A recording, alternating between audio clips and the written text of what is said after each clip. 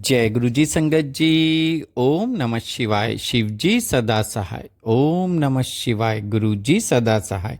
गुरु जी का दास संजीव नारंग गुरु जी द्वारा बनाए गए बहुत सुंदर से परिवार गुरु जी टुडे ब्लेसिंग्स में आप सबका हार्दिक स्वागत करता हूँ। चैनल पर पहली बार आए हैं तो चैनल को शेयर करें और सब्सक्राइब करें और साथ में लगे हुए बेल आइकॉन के बटन को प्रेस करके ऑल पर क्लिक कर दें ताकि डेली अपलोड होने वाले महाराज के सत्संग और ब्लेसिंग संगत जी आप तक पहुंच सकें। डिस्क्रिप्शन बॉक्स में दिए हमारे व्हाट्सएप नंबर पर आप अपना सत्संग रिकॉर्ड करके हमें भेज सकते हैं। जय गुरु जी संगत जी। आज का सत्संग बहुत प्यारा और ब्लेस सत्संग है और ये सत्संग हमारे साथ शेयर किया गुरु जी की बहुत प्यारी और ब्लेस संगत है। पालनपुर हिमाचल प्रदेश से याचना नाग आंटी जी ने, हाँ जी, पालनपुर हिमाचल प्रदेश से याचना नाग आंटी जी ने सत्संग हमारे साथ शेयर किया। मैं दिल से उनका शुक्राना करता हूँ। चलिए सत्संग स्टार्ट करते हैं। जय गुरु जी। जय गुरु जी। शुक्राना गुरु जी। आपका अनंतम अनंतम शुक्राना गुरुपा। अनेकों बार सहस्र कोटि शुक्राना। संगत जी, इस बार 2 नवंबर पहले रविवार को हमें डुगरी यात्रा का सुअवसर प्राप्त हुआ। सुबह ही 6 बजे मैं, मेरे हस्बैंड और मेरा बेटा, जिसे हमने कुरुक्षेत्र उसके स्कूल छोड़ने जाना था, हम तीनों 6:15 बजे डुगरी यात्रा के लिए निकल दिए। अभी हम हमीरपुर के पास पहुंचे ही थे कि अचानक से दिमाग में एक ख्याल आया कि गुरुजी, मैंने सुना है कि आप मोर दर्शन देते हो। मैंने ये नहीं कहा कि आप मुझे भी मोर दर्शन देना, तो मैंने कहा वो संगत कितनी खुशकिस्मत होती है जिनको आप मोर के रूप में दर्शन देते हो। अभी मैं इतना सोच ही रही थी और सुबह थोड़ा थोड़ा सूरज भी निकल रहा था। धुंध का वातावरण था।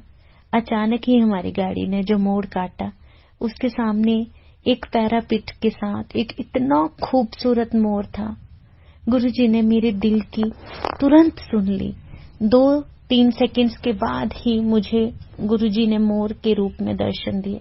इससे पहले कि मैं अपना कैमरा खोल के उस मोर को कैप्चर कर पाती, वे मोर तुरंत ही साथ लगती हुई घास में छिप गया। गुरुजी ने सुबह ही मेरा मन बहुत खुश कर दिया। अब हम डुगरी पहुंच गए। डुगरी पहुंचते ही हमने अपनी गाड़ी पार्क की। हमारे साथ पालमपुर सत्संग की भी 4 ट्रैवलर डुगरी यात्रा पर गई थी और हम अपनी कार में ही साथ में गए थे क्योंकि हमें आगे जाना था बेटे को छोड़ने। संगत जी, हुआ यूं कि जैसे ही डुगरी पहुंचे, चारों ट्रैवलर्स को सड़क के दाईं तरफ पार्क किया गया और हमारी कार को सड़क के बाईं ओर पार्किंग में जगह मिली, जो कि काफी दूर थी। इससे क्या हुआ कि हमारे साथ जो संगत थी, कुल 48 लोग वो थे और 3 लोग हम थे। हम और उस संगत में लगभग 5-10 मिनट का गैप पड़ गया। फिर जब हम पंडाल में एंटर हुए, तब वहां पर हमें चाय प्रसाद मिला, जो कि गुरुजी का अमृत पहले से ही हमें आशा थी कि जरूर मिलेगा, और हमने वो अमृत प्रसाद पिया और हम मंदिर की ओर चलने लगे। हमने देखा कि हमारे साथ जो संगत थी वो काफी आगे निकल चुकी थी और हम तीनों ही पीछे रह गए थे। जैसे ही मंदिर में एंटर हुए, गुरुजी के दर्शन करने के लिए कतार आगे बढ़ती रही और हॉल के ठीक सामने से ही, दूर से ही गुरुजी के दर्शन होने लगे। गुरुजी इतने खूबसूरत, इतने मुस्कुराते हुए चेहरे से दूर से ही दिख रहे थे। उन्होंने जामुनी कलर का चोला डाल रखा था और इतनी खूबसूरत सजावट थी मंदिर की, जो दूर से ही किसी का भी मन मोह ले। धीरे धीरे हम उस हॉल में एंटर हुए और वहां पर गुरुजी के दर्शन किए और उसके तुरंत बाहर निकल आए और लेफ्ट हैंड साइड पे गुरुजी की 2 गाड़ियां पार्क थी, उनके दर्शन किए और तुरंत ही हम बिल्कुल आंगन में बाहर आ गए। मैंने अपने हस्बैंड को पूछा कि ये जो मंदिर है, ऊपर वाला जो कमरा है यहाँ का डुगरी मंदिर का, मेन मंदिर तो अंदर है, यहाँ पर क्या हमें दर्शन नहीं हो सकते? तो मेरे हस्बैंड ने, जो कि डुगरी आते रहते हैं, उन्होंने कहा कि ये मंदिर कभी कभार खुलता है और बड़े खुशकिस्मत लोगों के लिए खुलता है। चलो अब हम चलते हैं, संगत हमारा इंतजार कर रही होगी। गुरुजी की आज्ञा मान मैंने नीचे सामने, फिर उसी हॉल सामने, वो हॉल हमारे बिल्कुल सामने था जिसमें गुरुजी का स्वरूप दिख रहा था, वहां पर माथा टेका। और जैसे ही मैंने अपनी आंखें खोली तो सामने सेवादार मुझे इशारा कर रहे थे कि जल्दी आओ, मीन्स वो बाजू से हमें जोर जोर से हाथ हिला के अपनी तरफ को बुला रहे थे।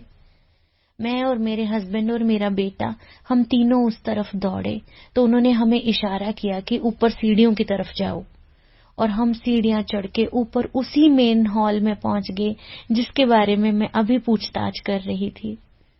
संगत जी, आप यकीन नहीं करेंगे, मुझे समझ नहीं आया कि गुरुजी ने मेरी बात कैसे मान ली, 1 मिनट में ही सुन ली। और जैसे ही हम अंदर पहुंचे, उसी समय भगवान भोलेनाथ जी की आरती प्रारंभ हो गई और हमें आरती करने का मौका मिला। आरती में उस भव्य आरती में हम शामिल हुए। हम लगभग 35 लोग थे। उसके बाद हॉल बंद कर दिया गया था और आरती करते करते हमने उस थाली को भी पकड़ा जिसके थ्रू हम आरती कर रहे थे। मेरे आंसू ज्यादा और मुंह से आरती के बोल कम निकल रहे थे। गुरुजी ने इतनी जल्दी, इतनी छोटी सी बात, मैंने सिर्फ इतना सा पूछा था कि क्या हम अंदर नहीं जा सकते, और इन बिटवीन ही 2 मिनटों में ही मुझे ऊपर बुला लिया और इतने सुंदर दर्शन दिए और साथ में आरती का भी मौका दिया। इससे बढ़िया और क्या हो सकता था। मेरा तो दिन बन गया और दिन के साथ जिंदगी भी।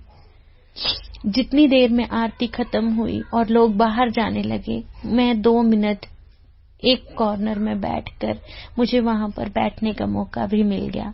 फिर सेवादारों ने मुझे वहां से बाहर जाने के लिए कहा और हमें इतने सुंदर दर्शन हुए। जो संगत हमारे साथ आगे गई थी वो लंगर प्रसाद भी कर चुकी थी जब हमें मिली। तो फिर हमने लंगर प्रसाद किया और वापस हम पंडाल में आए। अब यहाँ पर एक और चीज मेरे साथ हुई जो मैं आपके साथ शेयर करूंगी। जैसे ही हम जोड़ा घर के सामने खड़े हुए, मैं और मेरा बेटा, मेरे हस्बैंड किसी से बात करने लग गए थोड़ी सी पीछे।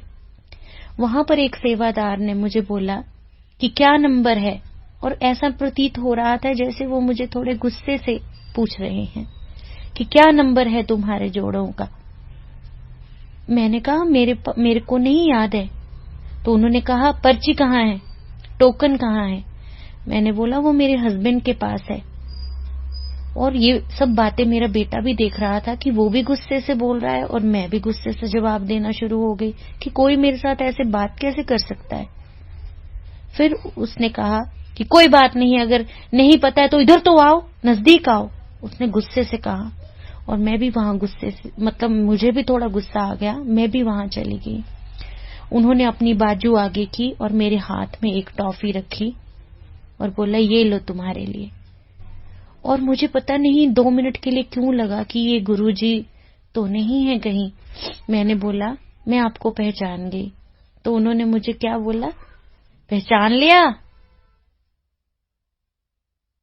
चलो बढ़िया है, पहचान लिया था। उसके तुरंत बाद 1 मिनट के बाद मेरे हस्बैंड वहां पर पहुंचे और उन्होंने वो टोकन उन्हें दिया। तो उनसे वे गले मिल के मिले और कहा कि तुसी कित्थे खो गए सी, असी थोड़ी वेट करदे पे सी। और मुझे ऐसे लगा जैसे गुरुजी ही हैं वो साक्षात, और उन्होंने मेरे हस्बैंड को भी एक टॉफी दी। फिर मैंने मन ही मन सोचा कि अगर ये गुरुजी हैं तो मेरे बेटे को प्रसाद क्यों नहीं मिला।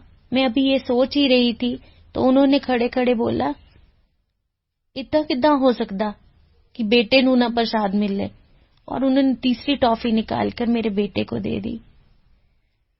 और मैं गुरुजी की ऐसी माया देखकर धन्य हो गई। मैंने उनको इतना बोल दिया कि मैंने आपको पहचान लिया। बोले पहचान लिया ना? मैंने कहा हाँ, मैंने पहचान लिया आपको। और इस तरीके से मेरी डुगरी यात्रा सफल हो गई। मुझे इतने अच्छे एहसास हुए जो मैं अपने शब्दों में भी बयान नहीं कर सकती। मुझे समझ नहीं आ रहा कि मैं खुशी के आंसू मेरे थमने का नाम नहीं ले रहे। इतने भव्य दर्शन, इतनी लाखों संगत में से कुछ संगत को आरती का मौका मिला, जिसमें से मैं भी एक शामिल हूँ। हे गुरुजी, मैं तो इसके लायक भी नहीं हूँ जितना आपने दिया है, जितना आप प्यार मुझे करते हैं। मैं उसके बदले में आपको क्या दूं?